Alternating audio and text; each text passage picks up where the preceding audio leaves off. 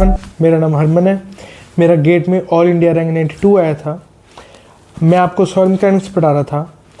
आज हमने पिछली वीडियो में किया उससे आगे कंटिन्यू करते हुए आगे बढ़ेंगे।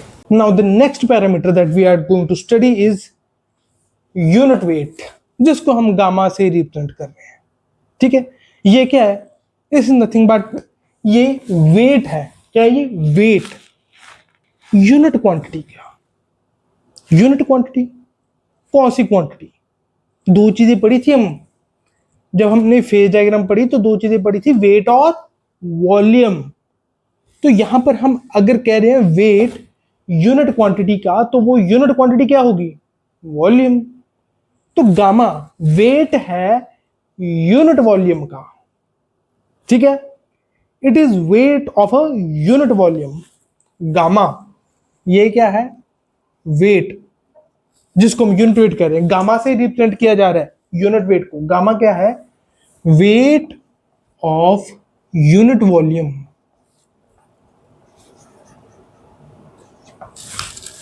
राइट, एक यूनिट वॉल्यूम का, 1 मीटर क्यूब, राइट, कुछ भी, एक सीसी, सेंटीमीटर क्यूब, कुछ भी ले सकते हो आप फॉर योर रेफरेंस। तो उसका वेट है गामा। अब यूनिट वॉल्यूम का तो मुझे पता है, पर अगर मुझे कोई भी और वॉल्यूम दे दी जाए, उसका वेट अगर मैं निकालने को बोला जाए, तो क्या करूंगा? गामा से मैं मल्टीप्लाई कर दूंगा उस वॉल्यूम को। एक यूनिट वॉल्यूम का क्या है? गामा है ना, वेट। एक आम का प्राइस 5 रुपए है, तो 5 आम का प्राइस क्या होगा? 5 × 5 25। एक यूनिट वॉल्यूम का गामा है वेट। तो डब्ल्यू अगर वेट है और 3 मीटर क्यूब, 5 मीटर क्यूब, ऐसे मुझे वॉल्यूम दिया हुआ। 1 मीटर क्यूब का मुझे पता है गामा है वेट। 5 मीटर क्यूब का क्या होगा? Gamma into 5। राइट, तो गामा इंटू वॉल्यूम, ये हो जाएगा वेट। 10 मीटर क्यूब का 10 into gamma.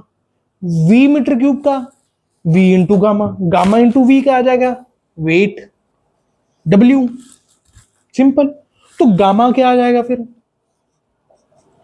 W/V। Simple. Weight per unit volume, that is weight per unit volume, ये आ जाएगा गामा। ठीक है ना, सिंपल किया है हमने। एक आम का प्राइस 5 रुपए, मान लो 10 रुपए है। एक आम का price 10 rupees. 1 mango cost you 10 rupees. ठीक है, 10 आम का कैलकुलेट करना है, 15 आम का कैलकुलेट करना है, क्या करोगे? 15 × 10। 20 आम का कैलकुलेट करना है, 20 × 10। 1 मीटर क्यूब का वेट पता है गामा। ठीक है, 10 मीटर क्यूब का पता करना है, तो 10 into gamma. V metre cube का पता करना है, तो V इंटू गामा। वो क्या हो जाएगा? Weight W। तो गामा इंटू V W आ गया। तो गामा, जिसको हम यूनिट वेट कह रहे हैं, वो क्या आ जाएगा? W/V। Wait per unit volume. Books वगैरह में हर जगह पे सीधा ऐसा फॉर्मूला दे दिया जाता है, gamma unit weight is equal to weight per unit volume. पर अगर ऐसी डिटेल्ड एक्सप्लेनेशन तसल्ली ना मिले कि यूनिट वेट ऐसा आया, गामा का formula wait per unit volume आया, तो क्यों आया? अगर ऐसी तसल्ली ना मिले कि हाँ यूनिट वेट, नाम से हम पता लगाएं कि weight for a unit volume, ऐसे आगे आगे धीरे से हम प्रोसीड करते जाएं, तो फिर हम इस फॉर्मूला पे पहुंचे वेट पर यूनिट वॉल्यूम, तो अलग सा मजा आता है, अपनी अंडरस्टैंडिंग आगे बढ़ती है हमारी। राइट, ये पर्पस था हमारा।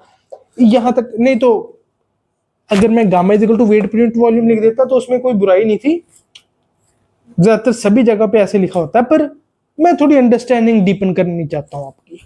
राइट नाउ, अब इसमें अगर मैं देखूं कि लेट्स से मुझे वाटर की बात करनी है। ठीक है, वाटर की अगर मैं बात करूं, तो gamma will be equal to weight of water per unit volume. ठीक है, वॉल्यूम ऑफ वाटर ये होगा। अगर गामा वाटर की बात कर रहा हूं मैं, स्पेसिफिकली वाटर की, ठीक है, वेट ऑफ वाटर क्या होगा? Mass of water into g. Weight क्या होता है? M g. पढ़ते हैं हम छोटी क्लास से, weight equal to m g. M g by volume. Water की बात करें तो मास ऑफ वाटर होगा, कुछ और होता तो उसका मास आ जाता। तो एक है मास per unit volume, rho into जी। ठीक है, ये जनरल फॉर्मूला। वैसे अगर हम ऐसे वाटर की बात ना भी करें, मान लीजिए हमें एक जनरल फॉर्मूला चाहिए, तो क्या लिखेंगे? यहां पे W ना लिखते हुए हम सीधा गामा देख लें, और यहां पे वाटर ना देखते हुए हम सीधा ये देख लें कि wait per unit volume in general क्या होता है। तो वो यही तो होगा, वेट क्या होता है? M g. एम जी पर यूनिट वॉल्यूम। अब मास पर यूनिट वॉल्यूम क्या होता है? मास पर यूनिट वॉल्यूम क्या होता है? डेंसिटी। डेंसिटी यही तो होती है, अभी तक हम पढ़ते यही तो आए हैं, +1 +2 से, 11th 12th से यही पढ़ रहे हैं। Mass per unit volume is density. तो mg per unit volume, mass per unit volume को यहां से उठा लो, pick mass per unit volume from here, उसको रो लिख दो, जी को वैसे का वैसा लिखे रहने दो। तो mass per unit volume will be equal to rho into g, g को वैसे लिख दिया। तो इन जनरल अगर मैं बात करूं तो gamma is equal to rho g. In general अगर मैं बात करूं, gamma is equal to rho g. In general किसी भी चीज के लिए, वाटर हो या कोई भी और चीज हो, उसके लिए gamma is equal to rho g. Right. अब वाटर के बारे में अब हम आगे बात करेंगे। यहां पर बोर्ड जो है वो फिल हो चुका है, तो वाटर के बारे में अब हम आगे बात करते हैं। तो वाटर के बारे में अब अगर हम आगे बात करें तो वाटर का सिंपल डेंसिटी तो आपको पता ही है, अगर नहीं पता तो मैं आपको बता देता हूं। Density of water is equal to 1 ग्राम/cc। इसको हम अगर ग्राम को किलोग्राम में रिप्रेजेंट कर दें और सेंटीमीटर क्यूब को मीटर क्यूब में रिप्रेजेंट कर दें, तो यही चीज सिंपल यूनिट कन्वर्जन से आ जाती है 1000 kg/m³। Right, this is density of water. Unit weight की बात करें तो यूनिट वेट अभी अभी हम करके आए हैं, that unit weight is rho gamma W. Unit weight अगर हम वाटर की बात कर रहे हैं, स्पेसिफिकली वाटर, राइट, तो वाटर की अगर हम बात करें तो gamma W will be equal to rho W into g. अभी अभी हम करके आए हैं कि gamma is equal to rho g, तो अगर वाटर की बात करेंगे तो gamma W is equal to rho W into ji. Right. तो अगर हम kg/m³ में, जो एसआई यूनिट्स है हमारे, मास का क्या है केजी, वॉल्यूम का क्या है मीटर, उसमें चलें, एसआई यूनिट्स में चलें, तो 1000 kg/m³ इंटू जी क्या होती है? Acceleration due to gravity 9.81 metre per second square. करते हैं बचपन से यही करते हैं, 9.81 मीटर पर सेकंड स्क्वायर करते हैं, 10th क्लास से करते हैं हम। 1000 into 9.81, this will become 9810 newton per metre cube. Right, nothing but kg into metre per second square. ये क्या होता है? Simply kg into metre per second square का यूनिट क्या होता है? Newton. F is equal to m a. M क्या होता है? केजी, और एक्सेलरेशन के unit metre per second square. So kg into metre per second square क्या होता है? फोर्स। फोर्स की यूनिट क्या होते हैं? न्यूटन। मीटर क्यूब नीचे था ही, Newton per metre cube, 9810 newton per metre cube. अब अगर इसको मैं किलो न्यूटन में कन्वर्ट करूं। क्यों किलो न्यूटन में? ऐसे न्यूटन ठीक तो है, न्यूटन पर मीटर क्यूब बात हो गया ना इन एडवांस, किलो न्यूटन में क्यों कन्वर्ट करना है? ताकि रिप्रेजेंटेबल फॉर्म में आ जाए चीज। हर चीज को अगर आप देखोगे ना, किसी भी चीज को जब हम रिप्रेजेंट करते हैं ना, आप देखोगे कि हम हर चीज को एक ना, जैसे डिस्टेंस है, कहीं जाना हमने तो किलोमीटर में बताएंगे, ठीक है। जब हम बात करते हैं कि एटम्स का इतना साइज होता है तो नैनोमीटर, एंगस्ट्रॉम, 10⁻⁻10 मीटर, उस स्केल में बात करते हैं हम। क्यों यार? सिंपली कोई चीज रीडेबल फॉर्म में आ जाए, बस हम ये चाहते हैं, हमारे लिए आसानी हो, बस और कुछ नहीं। हमारे कंफर्ट के लिए हम चीजों को एक रीडेबल फॉर्मेट में तैयार कर लेते हैं। तो रीडेबल फॉर्मेट में यहाँ पे अगर मैं इसको किलो न्यूटन में कन्वर्ट कर दूं तो वो मेरे लिए एक रीडेबल फॉर्मेट बन जाएगा। इसलिए मैं इसको एक डिवाइड बाय 1000 करके किलो न्यूटन में कन्वर्ट कर दूंगा, जो कि ज्यादातर ऐसे ही रिप्रेजेंट किया जाता है। आप देखोगे यूनिट वेट, आप एग्जाम्स, पुराने प्रीवियस ईयर क्वेश्चंस पेपर उठा के देख लो, बुक्स उठा के देख लो, क्वेश्चंस जो उसमें दिए होंगे, unit weight kilo newton per metre cube में आपको ज्यादातर दिया होगा। क्यों? रीडेबल फॉर्मेट, आसानी होती है, राइट। तो हम भी वैसे रिप्रेजेंट कर देते हैं, डिवाइड बाय 1000 कर दो, ये बन जाएगा 9.81, या न्यूटन था, डिवाइड बाय 1000 किया तो मतलब किलो में किया है, kilo newton per metre cube. ये क्या आ गया मेरा? Gamma W. Simple, right. इस चीज को आपको ध्यान में रखना है डायरेक्टली।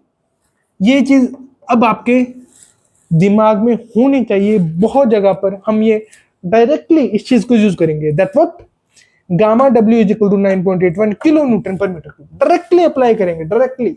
ये याद रखना, जैसे आप याद रखते हो ना कि density of water is equal to 1 gram per cc या 1000 केजी पर मीटर क्यूब, आपको याद है ये।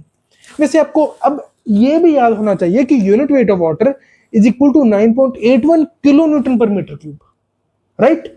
नाउ अब आगे बढ़ने से पहले मैं एक चीज आपको क्लियर करना चाहता हूं कि डेंसिटी और यूनिट वेट अलग अलग हैं, जैसे कि आपने देख लिया that unit weight gamma is equal to rho g, rho density, g acceleration due to gravity, ठीक है। ये चीज हमने देख ली। पर जब हम आगे न्यूमेरिकल्स करेंगे ना, तो हम चाहे डेंसिटी ही दी हो, राइट, ग्राम पर सीसी या किलोग्राम पर मीटर क्यूब में दी हो अलग अलग क्वांटिटीज, वॉल्यूम जो है वो सीसी में दी हो इंस्टेड ऑफ मीटर क्यूब, तो हम अपनी कन्वीनियंस के लिए, ताकि अलग अलग फॉर्मूला ना लिखने पड़े, अब हम काफी सारे यूनिट वेट करेंगे। तो हम पहले तो ये सोचते रह जाएं कि अच्छा गामा लिखें या रो लिखें सॉल्व करते हुए, ये करें कि वो करें। इन सभी चीजों से छुटकारा पाने के लिए हम सिंपली, अगर डेंसिटी भी दी हुई है ना कि इतनी डेंसिटी है, या हो सकता है कई बार डेंसिटी और यूनिट वेट को इंटरचेंजेबली यूज भी किया जाता है। क्यों यार? वो रिप्रेजेंट तो एक ही चीज को कर रहे हैं ना, हाँ अलग अलग यूनिट्स में कर रहे हैं, ठीक है। गामा, बस रो को जी से मल्टीप्लाई कर दो तो गामा आ जाता है, ठीक है ना। वो चीज तो एक ही कहना चाहते हैं ना कि यूनिट वॉल्यूम में डेंसिटी बताती है कि मास कितना है, यूनिट वेट बताता है कि यूनिट वॉल्यूम में वेट कितना है, ठीक है ना। तो इसलिए कई बार उनको क्वेश्चन में भी इंटरचेंजेबली यूज किया जा सकता है। और हम भी अपनी कन्वीनियंस के लिए, हम भी जब अगर डेंसिटी भी दी हो क्वेश्चन में, उसको गामा से ही रिप्रेजेंट करते हुए आगे चलेंगे और अपना क्वेश्चन सॉल्व करेंगे, ताकि हम अपना इस चीज में दिमाग ना खराब करें, गामा लिखे, रो लिखें, ऐसा करें वैसा करें, फालतू चीजों में दिमाग ना खराब करने के बजाय हम काम की चीज पर ध्यान दें, राइट।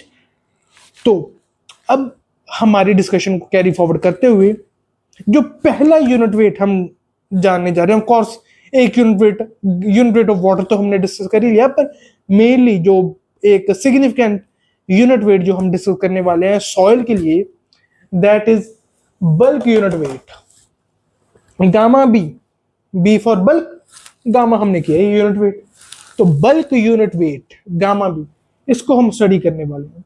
बल्क, जब भी बल्क की आप बात करें, बल्क का मतलब क्या होगा कि हम ओवरऑल पूरा बल्क को लेके चल रहे हैं, पूरे को लेके चल रहे हैं, ठीक है। वो इन जनरल बल्क का ये मतलब होता है, तो सॉइल में भी तो यही होगा।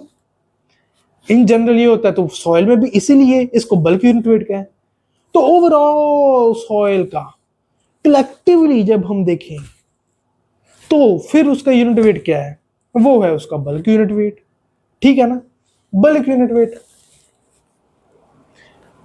यूनिट वेट क्या होता है, weight per unit volume. Bulk unit weight soil का क्या होगा, total weight per unit total volume, total weight by total volume, right. उसका वेट पर यूनिट वॉल्यूम था, इन जनरल यूनिट वेट क्या था, वेट पर यूनिट वॉल्यूम। ये क्या हो जाएगा, total weight of soil by total volume of soil, उसकी ratio है ये, और कुछ नहीं। Total volume of soil, simple.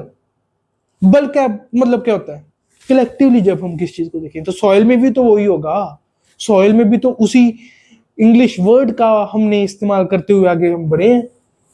तो total weight per unit volume था, टोटल वेट पर टोटल वॉल्यूम हमने कर लिया सॉइल के केस में। टोटल वेट को हमने WT से रिप्रेजेंट किया था, फेज डायग्राम में याद करो, राइट। हर एक छोटी छोटी चीज को आप लिख के देखिए, राइट।